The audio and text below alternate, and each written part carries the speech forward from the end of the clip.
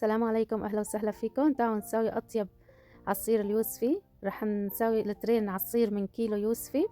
طبعا نحن برمضان بيكون الأولاد أو نحن حتى الكبار بنكون صايمين، بس نحل فطارنا ما بنحسن ناكل شي بعد الإفطار. بنحاول نشرب عصاير كتير، أي نوع فواكه عندكم بنحاول نسويه عصير طبيعي. خطوات بسيطة وبثلاث مكونات بس رح نسوي أطيب عصير. خلينا نسمي بسم الله ونشوف الطريقة. جبت محضرة الطعام، وكمان عندي كاسة من السكر، ولتر ونص من المي، وعندي كيلو من اليوسفي. راح احط نص اليوسفي بالمحضرة الطعام، وراح اضيف عليه هون السكر ونص المي، وراح اخفقهم هيك على السوا. طبعا اللي ما عنده محضرة الطعام فيكم تعصروا البرتقان بالعصارة العادية.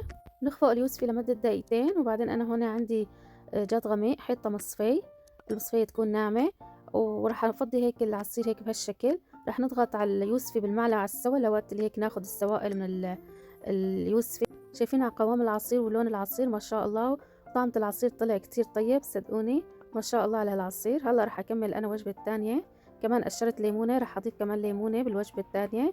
هلا هون برجع بخفق وبصفي كمان الوجبة هاي. وهيك سوينا اطيب لترين عصير من كيلو يوسفي، عصير طبيعي.